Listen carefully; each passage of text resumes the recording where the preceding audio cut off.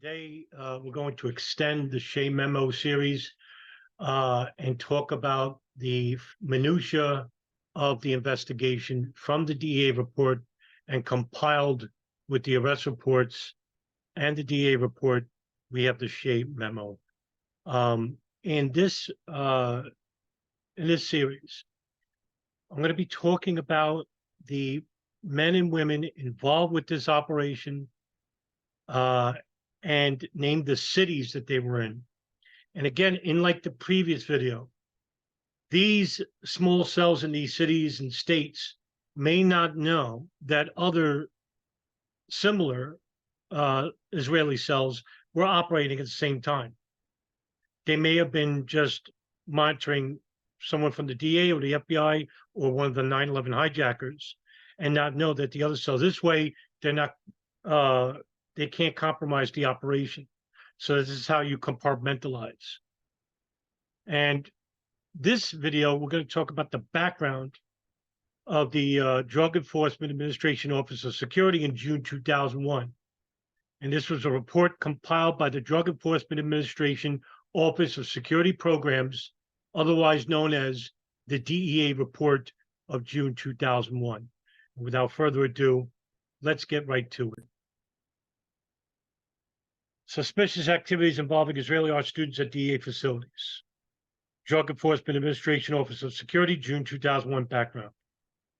And in future videos, what I'll do is I'll read the cities and the people that were involved with the cities and show you the arrest reports as outlined in the Shea Memorandum. Background. January 2001, the Drug Enforcement Administration Office of Security Programs began to receive reports of Israeli art students attempting to penetrate several DEA field offices in the continental United States. Additionally, there have been reports of Israeli art students visiting the homes of numerous DEA employees. Remember what I said, the reason why they're doing this is because drugs pay for black operations. And if they're monitoring the 9/11 hijackers and you have all these Israelis, over 200, where's that money coming from? It's not coming from the government.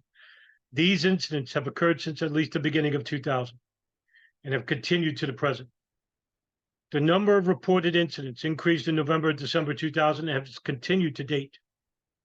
These incidents have involved several other law enforcement and Department of Defense agencies, with contacts made at other agencies, facilities, and the residences of their employees.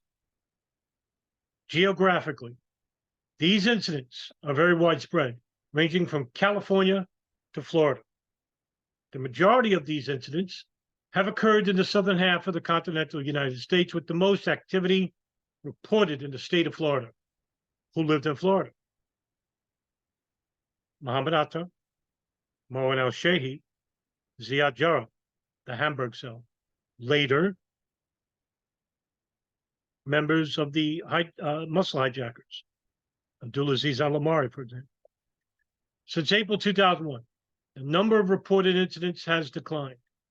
However, the geographic spread of the incidents has increased to Wisconsin, Oklahoma, and Los Angeles.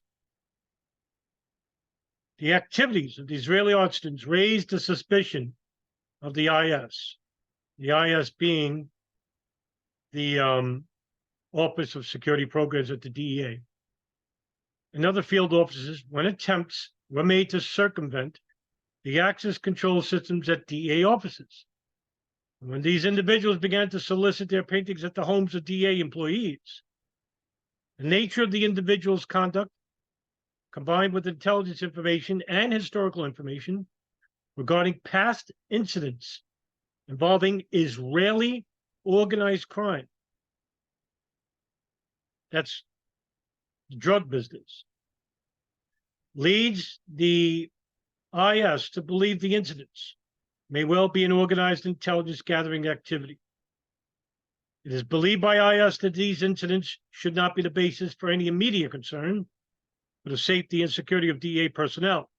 However, employees should continue to exercise due caution in safeguarding information relating to DA investigations or activities, because they're not out to kill these people. They're out to collect information. Information on what?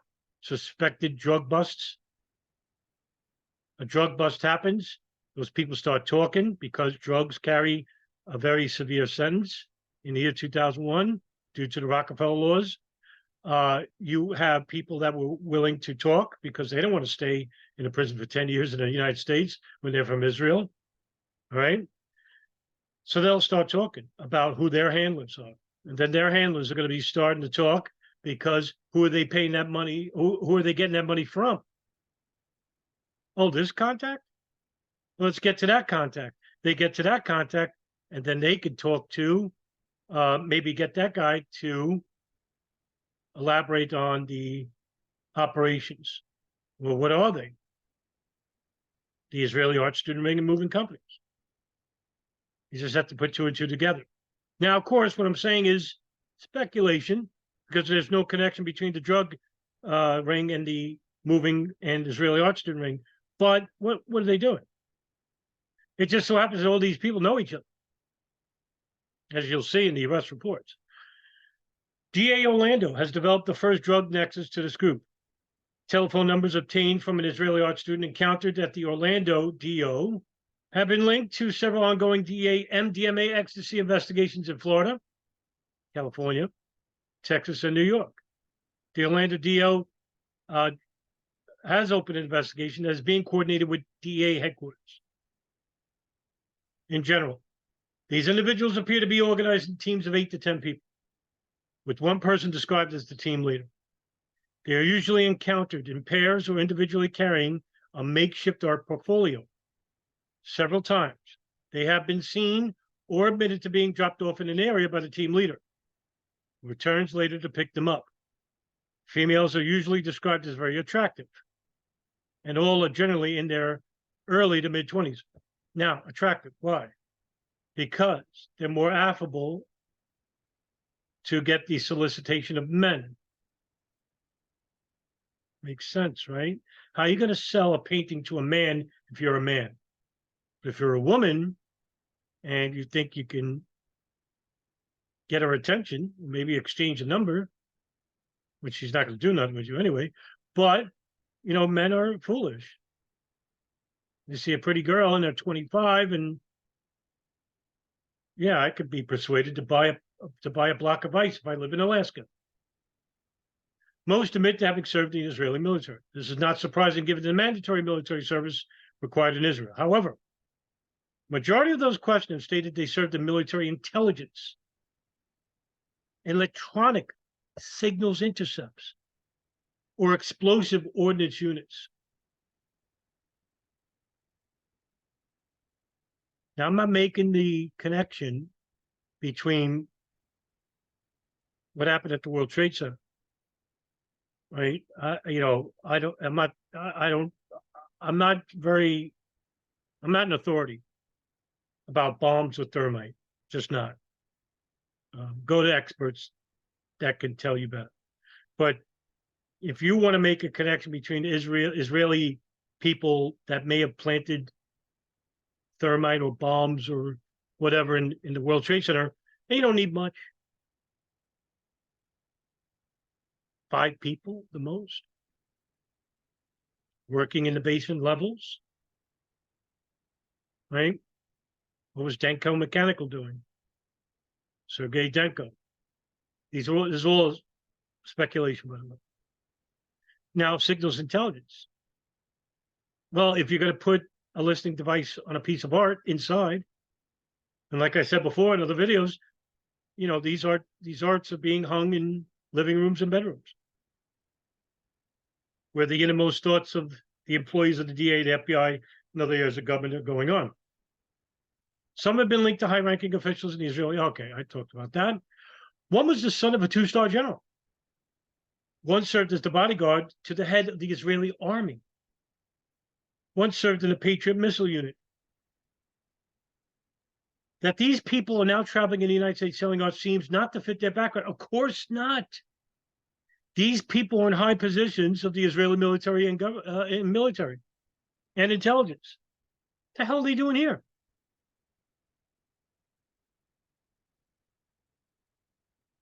How do they know that the members of the Hamburg cell were here? Did the CIA tell them, the NSA? Or are they acting on their own? Do they got a mole inside the plane's operation? Something to think about. The stories are remarkably only in their consistency. At first, they will state that they are art students either from the University of Jerusalem or the Bezalel Academy of Arts in Jerusalem. Other times, they will purport to be promoting a new art studio in the area. When pressed for details as to the location of the art studio, why they are selling the paintings, they become evasive. Some claim to be the artists who painted the artwork. Other claims they promoted the work of others or of Israel. Information has been received which indicates the art is actually produced in China. New to me, I didn't know that. When told that they cannot solicit on federal facilities, they will claim that the paintings are not for sale, but that they are soliciting interest in the paintings either for an art studio or for a future art sale. Why go to their places of employment? An incident report by DA Tampa has revealed much information relating to these individuals. DA agents at the Tampa District Office questioned the team leader of a group of 9 individuals at length. The team leader stated he purchased the paintings for $8 to $10 from an individual in the Hollywood, Fort Lauderdale, Florida area. The paintings are then sold for $50 to $80. Other offices have reported the paintings selling for $150 to $200. The individuals come to the United States on tourist visas and finance their stay here by selling the paintings. The Florida Hollywood area seemed to be a central point for these individuals, with several having addresses in these areas.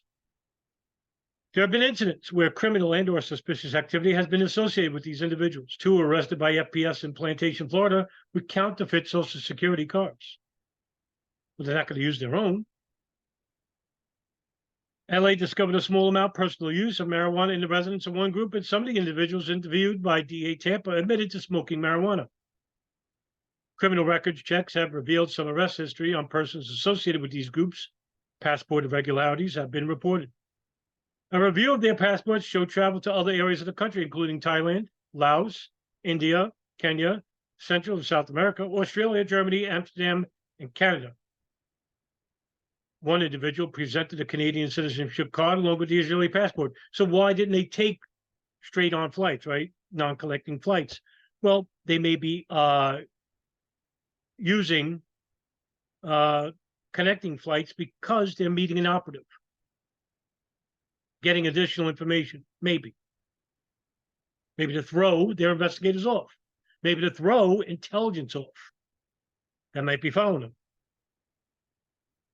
When you work in intelligence, you become paranoid. And you always safeguard yourself. And the intelligence service do the same thing. That's why there's compartmentalization. One cell not knowing what the other cell is doing, even though they're all working on the same project. A report from EPA Denver involved a female art student going to the house of an EPA special agent, sell art, and returning later to photograph the house. There was a report of one of these individuals being seen diagramming the layout of a federal facility. This information has not been directly reported to DEA and has not been confirmed by first-hand observation. When encountered at residences, some of these individuals are persistent in trying to get inside the home. Why? To look at the layout. Why? So that they can implement devices. What else? If they work in signals intelligence, it's about listening devices, recording devices. It's how you get information. You could just imagine what Israel has now. This is 2001. Just imagine what Israel has now in our country. This is the reason why we'll never, ever disassociate from Israel, because the blackmail that's involved, to take a look at the Epstein case, is just one example. Because if that day ever comes, the United States says, we're out, no longer Israel, then that's it, right? Well, we'll destroy your country. Some have actually used the telephone when leaving. Some employees have reported that they only came to use their house, while others have reported that the students approached the entire neighborhood. And so I'm going to stop right there because I'm going to talk about these cities in future interviews. So this way I don't lose you. That's the basics, the background of what's going on. And in future videos, what I'll do is I'll show you the names and those involved in each state and each city. And it is enormous. The biggest foreign intelligence ring ever operated on U.S. soil that we know of. And it just so happened in those very important years, 2000, 2001, when allegedly the planes operation began in 99, according to Khalid Sheikh Mohammed. And that would mean that in the years 2000, the planes operation was either known to the intelligence services or somebody within Al Qaeda may have talked. And if we're going by the NSA CIA operational signals intelligence scenario, well, somebody was talking about it on the phone because they were tapping bin Laden's satellite phone from 92 to 98. And that's how they got the Al Qaeda Yemen number, which is the worldwide global nexus for Al Qaeda communications. And they were listening to that phone from 1996 to 2002. Now, if we speculate, like I do here, about Israel having a mole inside the Hamburg cell, and who would that be? Ziad Jarrah. That's my speculation. That's my main theory, is that he is the Israeli mole that the CIA, the NSA didn't have, that they desperately wanted, and that they were relying on Israel, whether they knew about the art student ring and moving companies, on giving them the whole information so they could stop the attacks. And Israel didn't. This is just an opinion of mine, speculation, but it's a working theory. A theory I'm still working on today. With more information, like the Gerald Shea memo, I'm starting to put the pieces together. It's going to take a long time because we don't have the transcripts of the Yemen hub. All the Israelis that were involved are deported. The Saudis that were involved, they were deported, but we got some information regarding them. And like I always said, if you could crack the Saudis, we can get to the Israelis. So keep on with the series. It's going to be a long series, but it's going to be probably my best, most informative, because it's such a taboo subject, which was handled inappropriately, irresponsibly by past 9/11 truthers. They never talked about this. And when they blamed Israel for 9/11, like Christopher Bolin did, they just blamed Israel for everything, which I think was meant on purpose so that responsible researchers who do have evidence of Israeli intelligence operating inside the United States can look like an anti-Semite or a right-wing crackpot. And you know that I don't vote, and I'm not affiliated with any politics, and I hope I'm not a crackpot to you. And so, listen, guys, have a good afternoon. And as usual, of course, if there's any more updated information, I will report it to you without bias, without prejudice. See you in the next video. Have a good afternoon.